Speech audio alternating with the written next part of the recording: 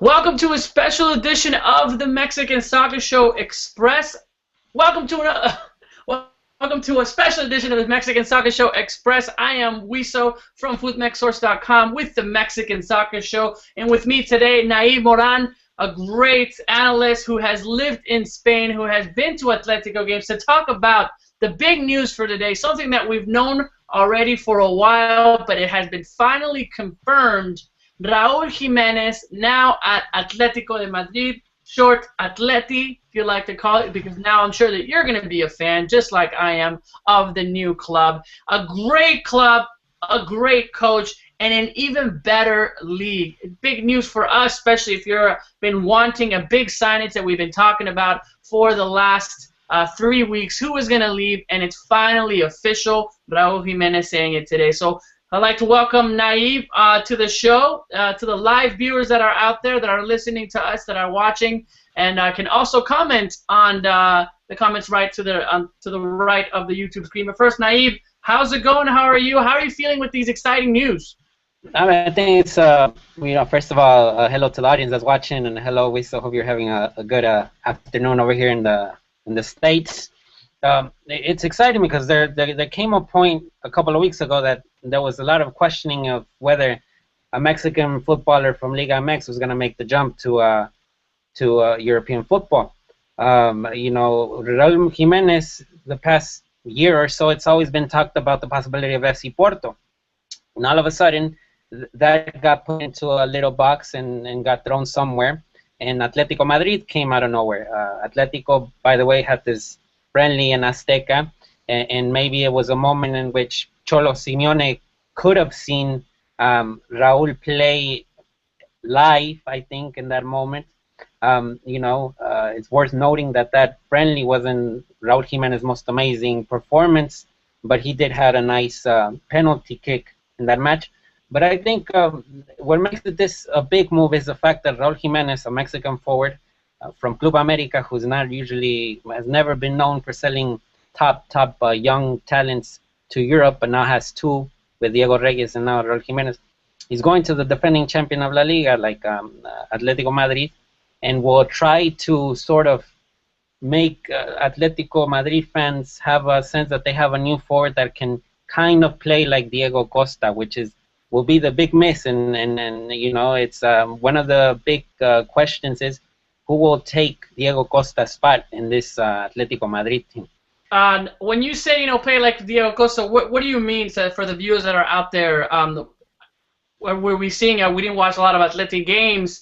Is it, the physicalness? I know Raul is 190. He likes to be that rudo in the boxed out. But explain a little bit to the viewers, to all of us, looking to replace Diego Costa and what they're looking for. I think Diego Costa was this forward that was really, a Hummer-like player. I like to describe him a lot of times. I mean, this guy would go for the ball and shove off the defenders easily.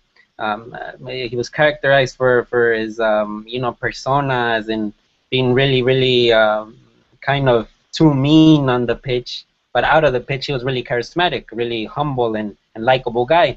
But we're talking about a guy that was really big on speed, that could win one-on-ones easily, and was good at headers, good forward with both of his feet, left and right.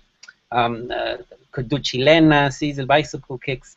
We're talking about a complete striker that is molded to this new century of forwards being not just forwards that like to be inside the box, they kind of like Chicharito. Diego Costa, Diego Costa is more of this forward that could go to the midfield and get a ball and start a counter.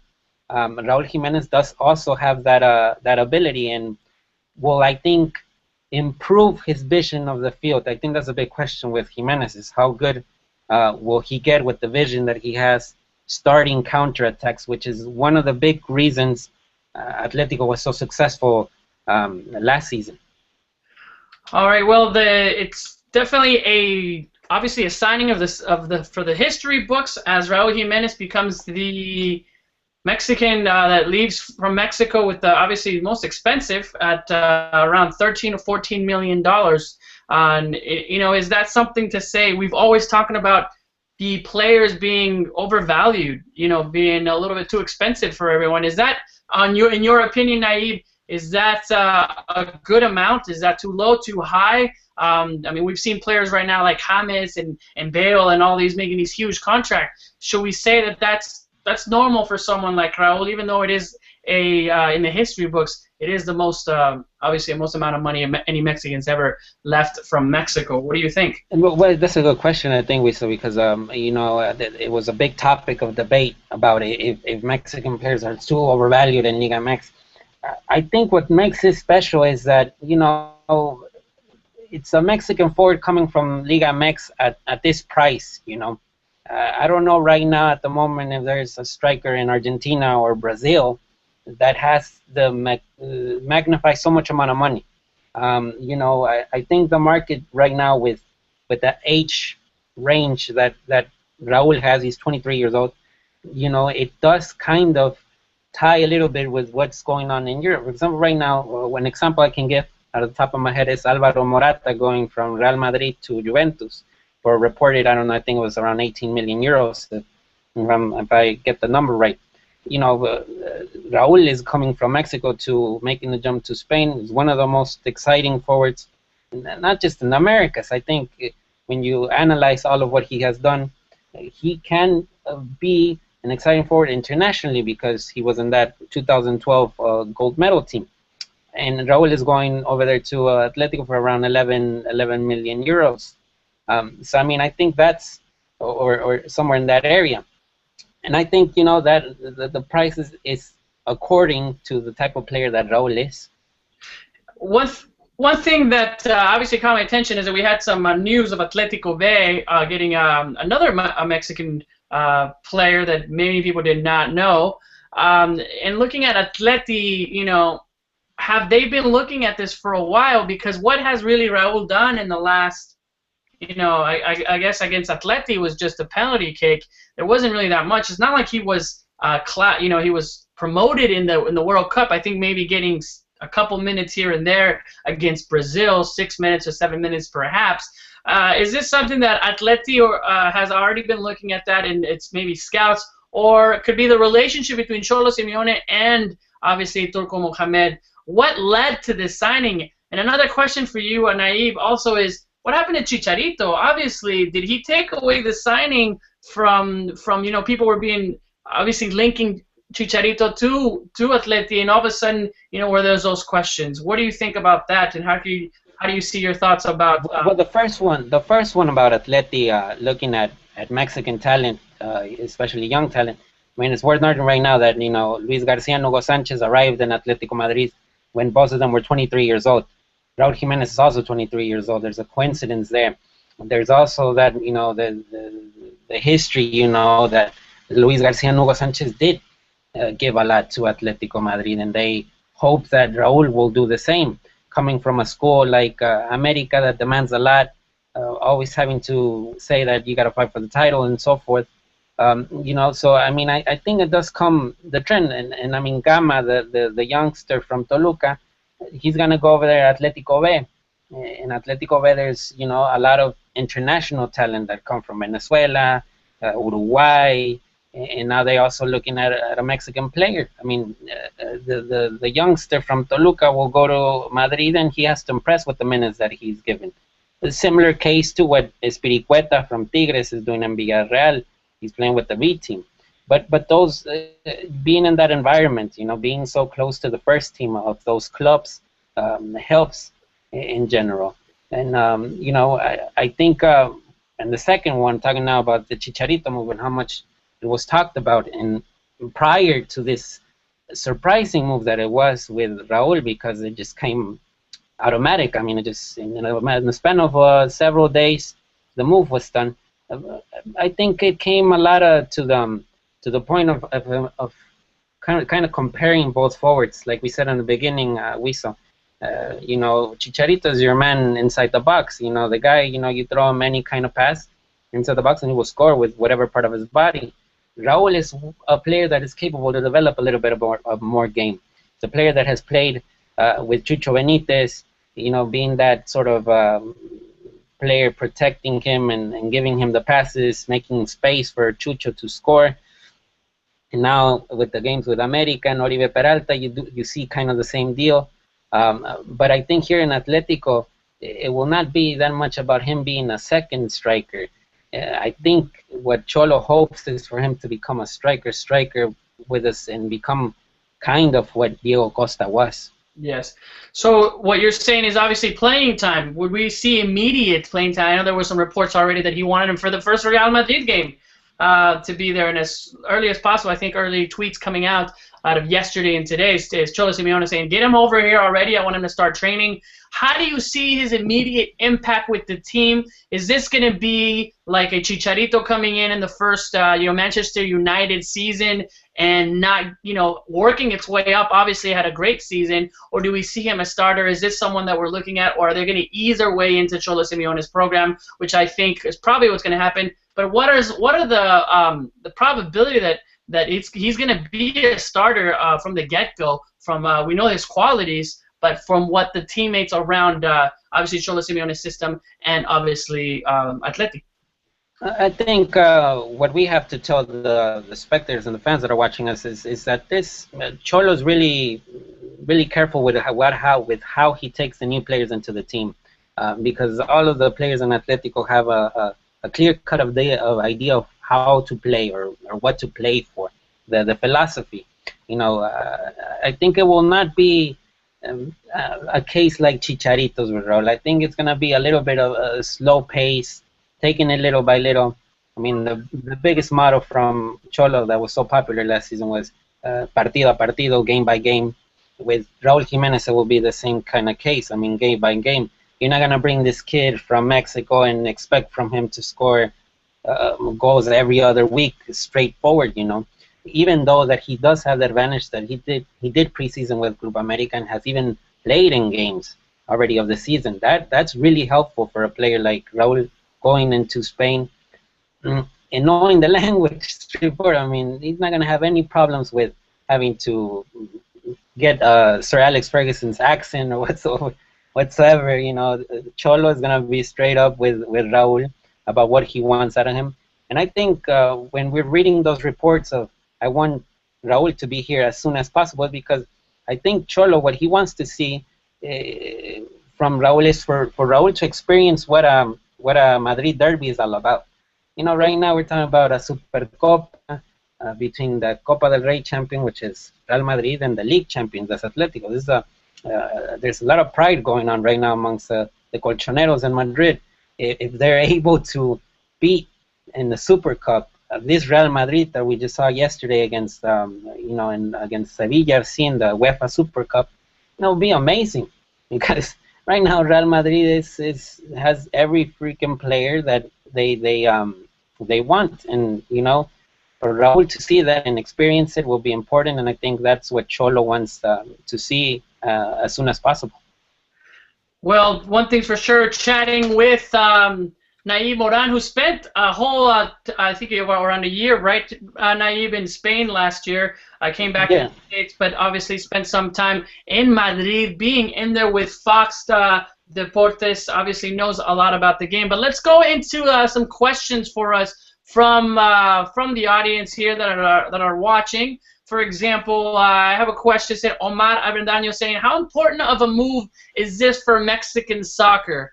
Liga MX, does it increase the value of Mexican players? Naib, what do you think? Is this going to be, a stepping stone now that we're seeing these Mexican players be for, 13, 14 million? Will it increase it, in your thoughts, or are they already increased as much as they could go so far because we don't have those superstars? If this would be a superstar, like you said, this would be it, and they're getting 13, 12 million. What do you think? Yeah, it's a good question from Omar. I mean, I think that's a big thought right now, going through Mexican football in general, through Mexican fans. And we're talking about a kid that at 8 years old, Raul said to his father, I'm going to be the next Hugo Sanchez. At 23, he's going to Atletico, and Hugo Sanchez at 23 went to Atletico as well. We're talking about a kid that has dreams. We're talking about a kid that's part of a generation that won a gold medal with Mexico in 2012. And I know I say this a lot, but I think that's important for the players. I mean, you see this generation, you see Aquino, Herrera, Reyes, Raul, and possibly others that will be included in this pack of players that make the jump to Europe at a young age for good prices, I think, because I think we have to realize Argentinians and Brazilians still have more cachet in Europe than Mexicans, because there's not that many Mexicans in Europe. And I think it's important for the Mexicans that are in Europe to have minutes and to show that they are valuable in the teams. It's really, really important to stress that out. I think once Mexican footballers show their value in their European clubs, more and more European clubs are going to look at Mexican talent in Liga MX. I mean, I think the explosion that Chicharito had in his first season was really important to put an eye on forwards. It will be really important this season with Hector Herrera and Porto to attract more on midfielders. And already in Pachuca, you have a kid like Chucky Lozano, who has traits from Herrera, and that could actually influence clubs to look at Pachuca and say, hey, why not buy Chucky Lozano from Pachuca? The kid Herrera in Porto is doing excellent. That's going to be important. The price, the fact that it's the defending champ of La Liga, of course, is important. I mean, this is unimaginable probably 10 years ago that a Mexican forward was going to go from Mexico was going to go to the defending champ of Spain. You know, that's a big move. That's a big move for the league and for football in general in Mexico. And at the same time, what credit can we give, Ricardo Peláez or Tuco Mohamed, especially when we were faulting them, and especially on the show we've said before, what does a guy have to do to leave America? You don't want to leave him off. They said, you know what, we have pennies. We have, we don't want pennies for Raul because we know what he's worth. They've known about this. There'd have to be some conversation that they were holding out because this was happening, especially when they did meet for that friendly that they had at the Estadio Azteca. A snoozer, by the way. But at the same time, let's credit Peláez and the America team for holding out and knowing that would be and not leaking it. It was it was definitely a surprise when it was finally released that they were going to do that and everyone was going forward. But great for America, in my opinion, to do that and not giving away. We had that Porto move in that, and we were able to have, like you said, one of the best players and most young prospects that we have go to the best team, as we can say, Liga-wise, knowing that obviously there are other better ones, but at the same time a top contender, and the value of the Mexican player, I think, will rise. Really quickly on some other questions that we have from some of the viewers and the audience, kind of pertaining, Luis Aguirre asking, do you think Rafa Marquez move will affect other potential moves for players for El Tri to Europe? No. Not necessarily. Go ahead, Naib. Will it, moving it to maybe in Italy, he can come back and I think, in other words, I think it could help. I think we got to merit what Rafa Marquez is doing, because I think you cannot be critical to a player who is he's in his 30s already, and still is able to capture attention from European clubs, considering he had a stint in a bad year in MLS, and then he goes to León and recovers and wins the bicampeonato. I think it's the total opposite. I think if Rafa does well in Italy, it could attract Serie A teams to buy Mexican defenders, like Iran Mier, for example, that's just waiting there to wait for that offer that will make them go to Europe. And I think, based on what I'm looking right now and what I see, I think that's the name that we got to keep an eye on in this year. And the transfer market is still open, so anything could happen right now that could be out of the blue. I think, and that's what I like about this Raul move, is that it brings hope that there could be other players heading to Europe in the next few days. That's great to hear, especially when we were looking at that after the World Cup.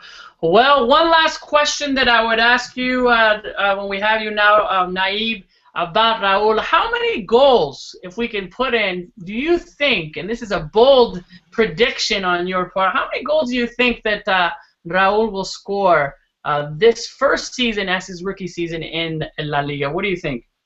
I think considering the numbers, Raul scored 35 goals in 98 games for Club America. But out of those 35 goals, 27 goals in the last 60 games with America. Mm-hmm. We're talking about a guy that is keep scoring and scoring in the last few months or so. Considering he doesn't have to worry about the language, considering he's with a coach that quote unquote wants him to be in his team, I'd say 24 goals this season. Wow, and that's really bold. 24. That's a bold. I think what Chicharito scored how many on his first? It was around the 20s, wasn't it? 20s. Yeah. Looking at that, and we'll see in that. So, well, first of all, I want to thank you, Nayib, for giving us the time. Obviously, you know the game. You've lived it. You were breathing for it over there in Madrid. You got to go to awesome games and following you guys, you on Twitter and part of the Mexican Soccer Show. Any last words on this signing, on the historic signing that we have now that's finally official that we've known? I think what we have to do is just, I think kind of believe it that, there's actually talented Mexican footballers that are making the move now. It will be interesting to follow them. It's just it's a big story. It's the whole with life in general and with everything that occurs. It's a big story, and this one's just for Mexican football in general specific. Is just beginning. I think you could basically say that there will be a before and after with the London case. There's going to be a before the gold medal and then an after. This is part of the after, and the developments.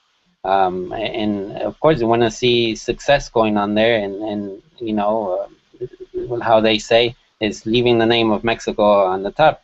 And we'll see what Raul can do.